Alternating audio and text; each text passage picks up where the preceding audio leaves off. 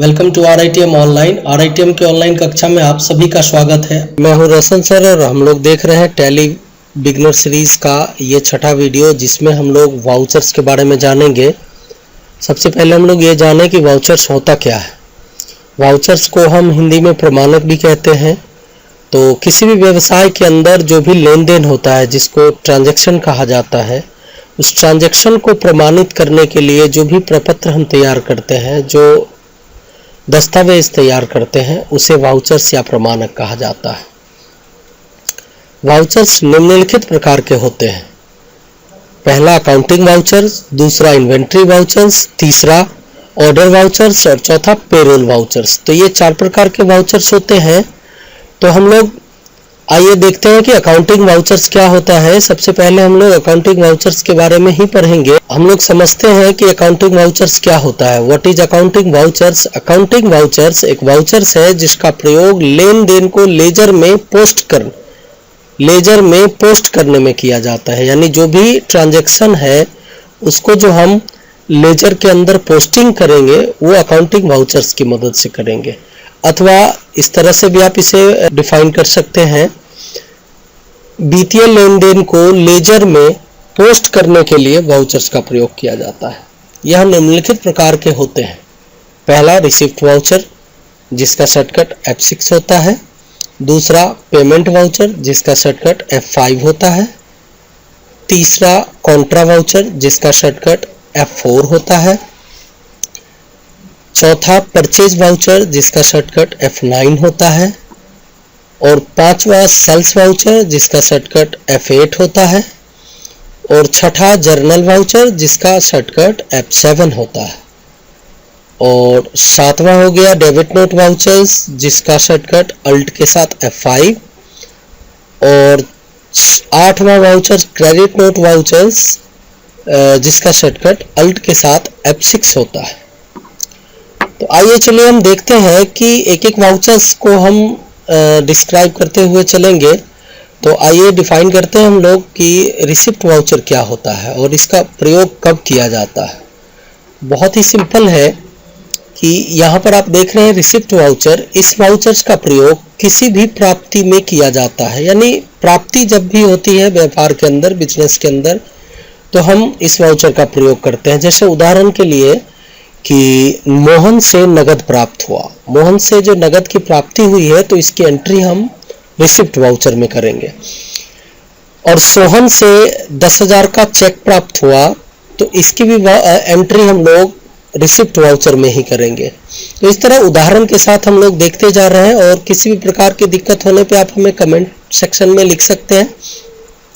चलिए आइए payment voucher के बारे में जानते हैं। इस वाउचर का प्रयोग किसी भी भुगतान में किया जाता है। जब भी हम किसी को भुगतान करते हैं, यानी हमारा बिजनेस जब भी किसी को भुगतान करता है, चाहे वो मजदूरी की भुगतान करे, चाहे वो किराए की भुगतान करे, चाहे वो किसी भी लेनदार को भुगतान करे, ये सारे भुगतान पेमेंट वाउचर्स में होंगे। अगला हम लोग देखते हैं कॉन्ट्रा वाउचर।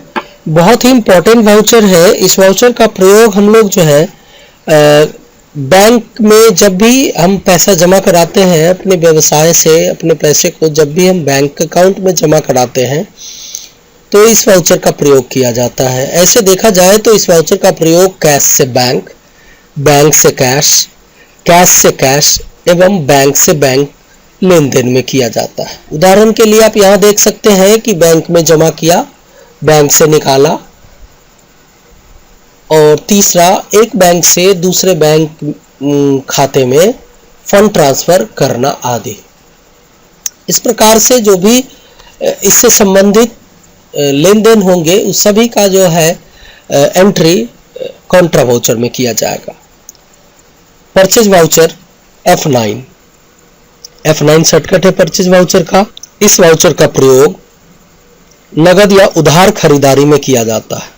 यानी परचेज वाउचर का प्रयोग हम जब नगद खरीदारी करेंगे तब, या उधार खरीदारी करेंगे तब, इस दोनों केस में करेंगे। जैसे कि माल खरीदा, उधार माल खरीदा, नगद व उधार माल खरीदा, यानी नगद और उधार दोनों में हम परचेज वाउचर का प्रयोग करेंगे। अगला चलते हैं सेल्स वाउचर। इस वाउचर का प्रयोग नगद या उधार बिक्री में किया जाता है। देखिए, जब माल को हम उधार, सेल्स वाउचर के बारे में जानते हैं। इस वाउचर का प्रयोग नगद या उधार बिक्री में किया जाता है, जैसे माल बेचा, उधार माल बेचा, माल नगद व उधार बेचा। इस सारे लेन देन का हम लोग सेल्स वाउचर में एंट्री करेंगे। आगे देखते हैं हम लोग जर्नल वाउचर्स।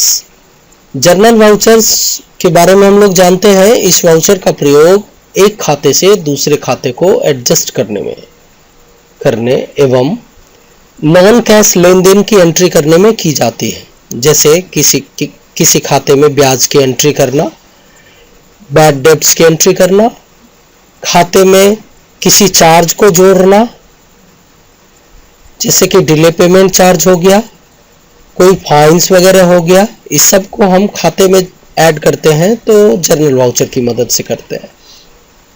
अगला वाउचर हमारा है डेबिट नोट।